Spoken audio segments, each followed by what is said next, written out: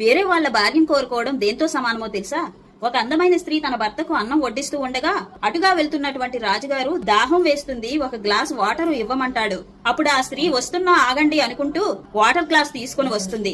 అప్పుడు ఆమెను చూసినటువంటి రాజుగారికి మతిపోతుంది. ఇంత అందమైన స్త్రీయా అని చెప్పేసి తనను ఎలాగైనా సొంతం చేసుకోవాలని చెప్పేసి తన భర్త బజారుకు వెళ్ళిందాకా అక్కడే దాక్కొని ఉండి, తన భర్త బజారుకు వెళ్లిన తర్వాత రాజుగారు లోపలికి వచ్చి, నువ్వు చాలా అందంగా ఉన్నావు, నేను ఈ ఊరికి ఈ రాజ్యానికి రాజుని, మీ పాలకుణ్ణి అని చెప్పేసి మీరు మా అందమైన భవనంలో ఉండాలి, మీరు నా రాణిగా ఉండాలి అని చెప్పేసి ఆమెను అడుగుతాడు. ఏం మాట్లాడుతున్నారు మీరు?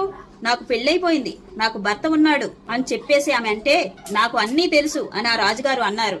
అప్పుడు ఆ స్త్రీ, సరే మీ కోరిక తప్పకుండా తీరుస్తాను, ముందైతే మీరు చాలా అలసిపోయి ఉన్నారు, మీరు వచ్చి భోంచేసిన తర్వాత అన్నీ మాట్లాడుకుందాం అని చెప్పేసి ఆ రాజుగారిని కాళ్ళు చేతులు కడుక్కొని రమ్మని చెబుతుంది.